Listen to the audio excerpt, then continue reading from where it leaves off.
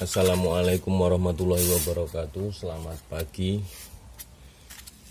Kali ini sedikit curhat lah.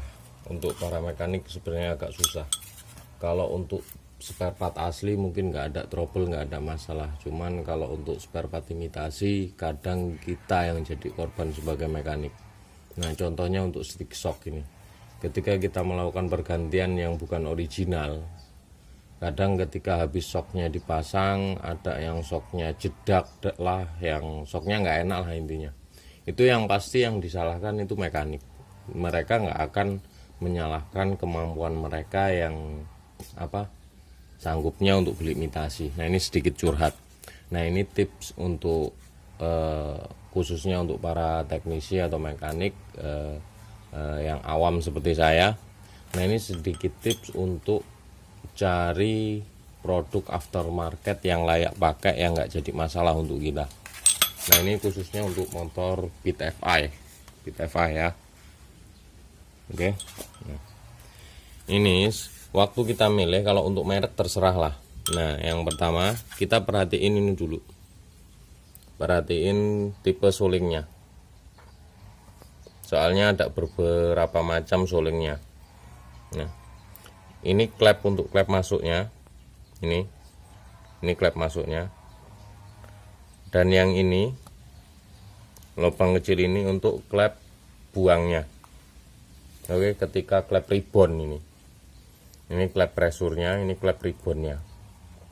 Nah ini yang ini bayangin sealnya lah, karena ini fungsinya hanya seal. Kalau untuk klep beda lagi fungsinya, bentuknya beda lagi, bentuknya hampir seperti ini. Ada bagian celah yang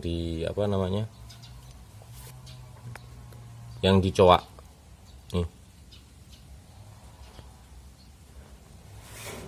nih ada bagian yang dicoak.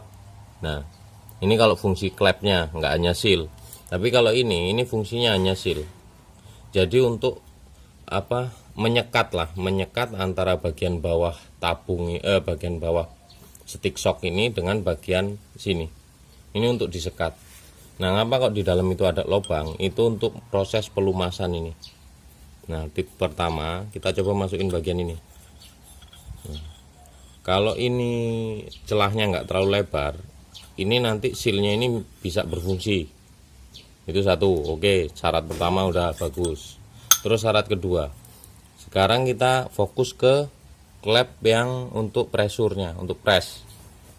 Oke, nah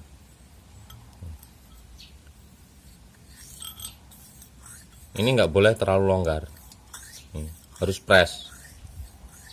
Nah fungsi dari klep yang ini bakal berfungsi. Kalau ini sampai terlalu longgar, ini nggak akan berfungsi. Jadi oli nggak akan lewat sini, akhirnya cuman lewat bolak-balik ke sini. Makanya ribonnya nggak ada. Jatuhnya apa? Ketika masuk lubang yang lumayan dalam atau kena polisi tidur, pasti jedak timbulnya. Oke, nah itu sedikit tips dari saya, mudah-mudahan bermanfaat. Oke, ini kalau merek nggak terkenal, ini merek biasa, cuman pemilihannya aja untuk menghindari komplainan konsumen kepada kita, karena tetap tugas kita sebagai mekanik walaupun kita bukan penjual. Oke, terima kasih.